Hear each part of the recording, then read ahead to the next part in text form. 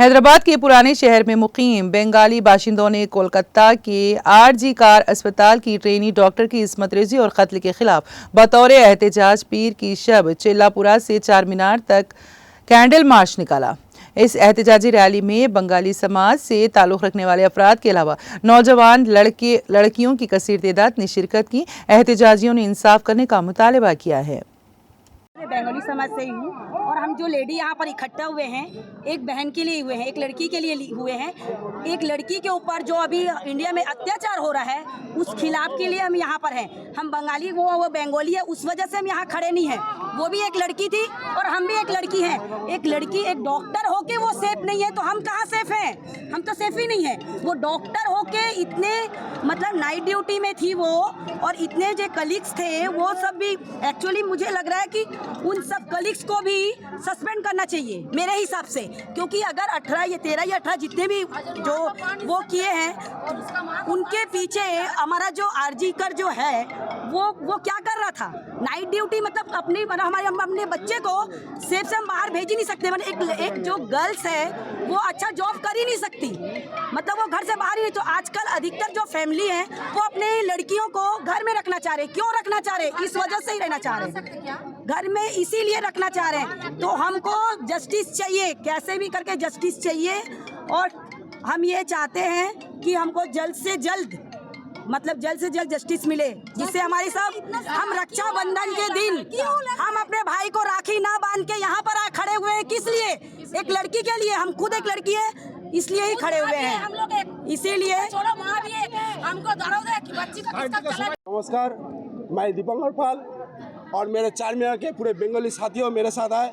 मेरे साथ बंगाली एसोसिएशन के सोमू राय, उत्तम मंडल, नाम बोला गया, नाम बोला रूप कुमार दास, और यहाँ पे जो 14 बंगाली सोसाइटी है चार मीनार पे, महिला सोसाइटी और हमारे पुरुषों को जो सोसाइटी है, पूरे एक साथ होके आज हम पूरे हिंदुस्तान में एक पैगाम देना चाह रहे कि आगे जाके पूरे हिंदुस्तान में जो कोलकाता का आरजी कौर में जो हमारे डॉक्टर मैडम के साथ हुआ और किसी लेडी के साथ, किसी मेरे बहन के साथ, किसी मेरे माँ के साथ ना हो बोल के आज हम यहाँ पे आवाज़ उठाया।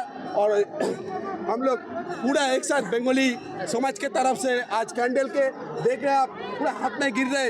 ये कुछ भी नहीं है। जो हमारे बहन के साथ जो हुआ, 13-14 आदमी राक्षस मिलके जो हमारे बहन के साथ करे, उसके लिए हम इंसाफ मांग रहे हो। आज चार मीनार के दामन में हमारे बंगाली समाज के तरफ से हम आवाज़ उठाते रहेंगे जब तक हमारे बहन को, डॉक्टर मैडम को इंसाफ न मिले। आप कल का तो गवर्नमेंट से और सेंट्रल गवर्नमेंट से आपका क्या डिमांड है? आप लोग क्या डिमांड करना चाहते हैं? कल हम कोलकाता के गवर्नमेंट, वेस्ट बंगाल के गवर्नमेंट और सेंट्रल गवर्नमेंट के पास एक ही हमारा दाबी है, एक ही हमारा रिक्वेस्ट है।